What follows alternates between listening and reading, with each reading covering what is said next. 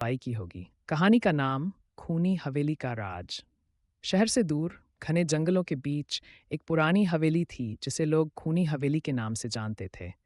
कहते थे कि उस हवेली में जो भी गया कभी वापस नहीं लौटा। हवेली के चारों तरफ हमेशा एक अजीब सन्नाटा छाया रहता था और रात के समय वहां से किसी महिला की चीखें सुनाई देती थीं।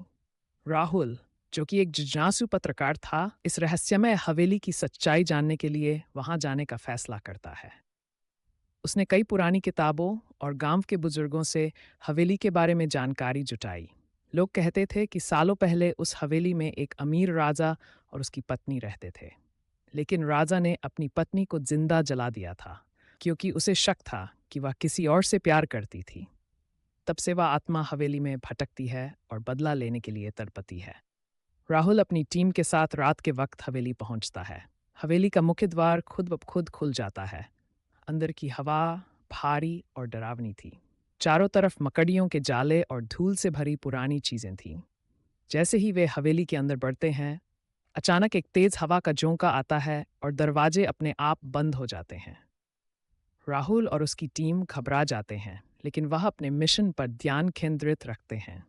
हवेली के अंदर जाने के कुछ ही समय बाद राहुल को महसूस होता है कि वहां कोई उन्हें देख रहा है। अचानक एक कमरे से तेज चीख सुनाई देती है। राहुल और उसकी टीम उस दिशा में दौड़ते हैं। जब वे कमरे में पहुंचते हैं तो वहां एक पुराना आईना होता है और उसमें एक महिला का चेहरा दिखाई देता है जो खून से लथपथ था। वह महिला राहुल की ओर देखती है और चीखते हुए कहती है, मेरा बदला अभी बाकी है।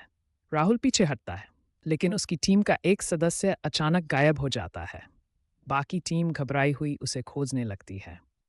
तभी हवेली की दीवारों से खून टपकने लगता है और फर्श पर अजीब निशान उभरने लगते हैं। राहुल को समझ में आता है कि यह आत्मा अब उन्हें नहीं छोड़ने वाली। राहुल जल्दी से एक दरवाजे की ओर भागता है, लेकिन तभी उसकी आंखों के सामने वह महिला प्रकट होती है।